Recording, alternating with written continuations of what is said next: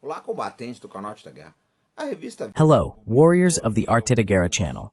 The magazine VELHO published and some media outlets replicated that the Chinese J-10 fighter jet, this plane here, was offered to Brazil. And that's the topic of our video today. But before starting, I wanted to tell you that I am Commander Robinson-Farinazzo, a retired Navy officer, and this is the ARTE Da Guerra channel, a platform for military, strategic, and geopolitical analysis made by professionals. So if you're new here, subscribe to our channel and give us a like. Well, before starting the video, I wanted to say the following. For those who like the ARTE Da Guerra miniatures, I wanted to mention that we have two J-10s, okay? do ARTE da Guerra quer dizer que nós temos dois J-10, tá? É só a pintura que difere, né? Esse aqui é muito It's just the paint that differs, right? This one is of course, much more beautiful. But basically, the plane is the same, I just changed. One I configured with the landing gear down, the other with the landing gear retracted.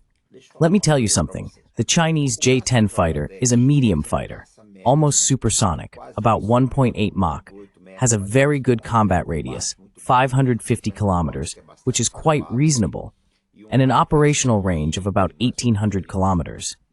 China has already manufactured 600 of these planes. There's a lot of Russian technology involved in this plane, from the cannon to some avionics. The Russians probably had a role in the engine. Os russos provavelmente tiveram participação no motor. A verdade é que a indústria aeronáutica chinesa, pelo menos até hoje. The truth is that the Chinese aerospace industry, at least until today, is probably becoming more independent now, but it had a lot of influence. First from the Soviets, and then from Russia, which has excellent aerospace technology. So the plane has many similarities to the Russian vision of military aviation. You notice some interesting things about it, right? Like the elegance of the lines, the canards. It has some features that are quite similar to the American F-16. Some people say the Chinese wanted to emulate a version of the F-16. It could be.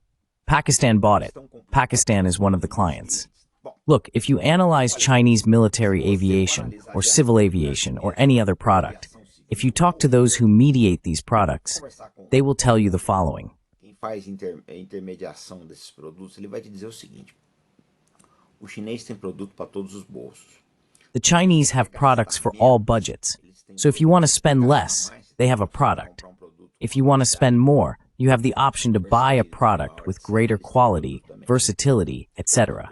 They have products for that too. I think the Chinese aerospace industry is maturing a lot. I believe it is already in its adult phase. This J-36 fighter that the Chinese have shown is an example of that. This is the truth. I think perhaps the big obstacle that China has, first is the language itself, because Chinese characters are complicated, and they sometimes have a certain reluctance with English, right?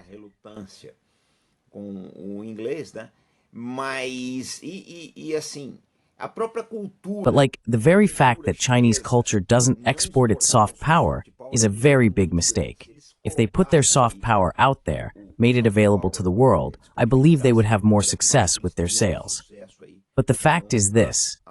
Sometimes very little has been said. We don't have details. The issue with Brazil is that the Brazilian armed forces have a very strong influence from NATO. Whether that's good or not, I won't get into that here. And it ends up being difficult for people to be convinced to buy Russian, Chinese, Indian, Turkish material, etc. And these are countries that nowadays have an excellent military industry. Turkey has everything you can think of. India, I don't even need to mention. India is a country that has the atomic bomb. China and Russia need no comments. I think this scenario will expand a lot in the future. Ele vai ampliar bastante no futuro. Vocês vão ver muitas armas chinesas You will see many Chinese and Indian weapons, mainly Russian. I'm not saying this so much because of the war. And why do I say this? Because NATO is now entering an arms race, so they will export less. The trend is for them to export less, producing for their own consumption. Russia, as I mentioned, is at war, etc. So what will end up happening? The trend is for China, India, and Turkey to gain a lot of market share, especially because we have an extra factor, which is de-dollarization. As some countries are de-dollarizing, alternative payment systems are being created, etc. This will end up greatly facilitating contracts worldwide. I think that in the next 10 years, you might see a greater participation of these countries in the aerospace and military markets. It's still early to say, but it's a trend.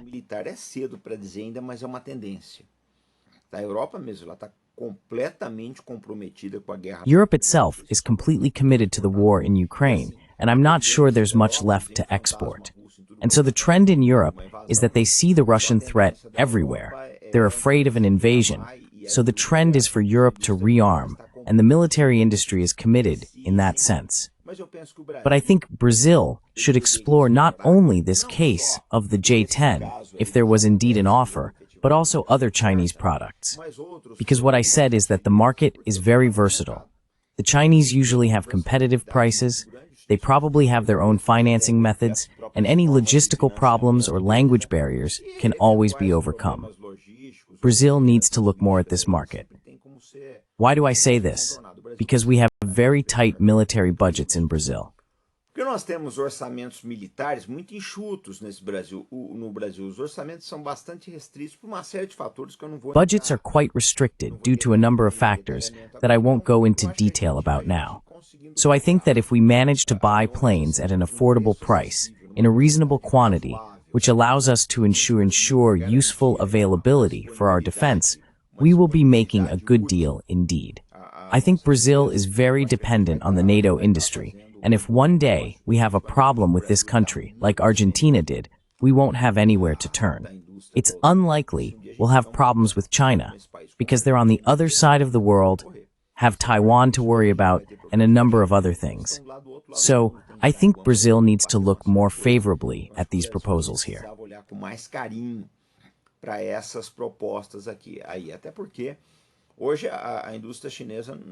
After all, today the Chinese industry is no longer lagging behind the United States. Their Navy is already larger than the American Navy. They already have state-of-the-art fighter jets that challenge the Americans. That's the truth. So there is no reason for Brazil to make excuses that Chinese technology doesn't suit us. It is quite advanced technology. We need to see if it meets competitiveness criteria. But it is very likely that it does. I think Brazil's market needs to look more towards China, more towards India, more towards Turkey, and even Iran. Our purchases are very centered, fixated on the United States, France, and Israel. I think this needs to change. Eu acho que isso precisa mudar. Então, esse foi o nosso vídeo de hoje. Coloque aqui, né? So that was our video for today. Share your thoughts on the Chinese J-10 fighter jet, whether Brazil needs to buy it, if Brazil needs to diversify, and what you think about the Chinese aerospace industry. It's important to know your opinion. You can see on the screen the course school of the ARTE da Guerra channel, folks, with excellent courses. We're starting the 2025 course season. It's already beginning, but you already have the previous courses, excellent courses. There's a missile course, a drone course, a series of things. It's worth checking out. The link is in the description. And if you want to support our channel, you can give a super sticker or super chat or become a member of the channel club. Ou se tornar membro do clube de canais. Também pode contribuir com o Pix, que ele bypass. You can also contribute via Pix, which bypasses YouTube's restrictions. The email for the channel, robinsonfarinazzo.com.br, is in the description. I also need to remind you that we now have ARTE da Guerra in English. The link is also in the description. All the ARTE da Guerra videos are in English. It's good because, besides learning, you can also practice your English. We'll be back shortly. Don't forget to leave your comment and where you're speaking from. It's important to know your state and city. We'll be back shortly, always with responsibility and commitment. And faith in Brazil, folks. See you later. Compromisso e fé no Brasil, pessoal. Até mais.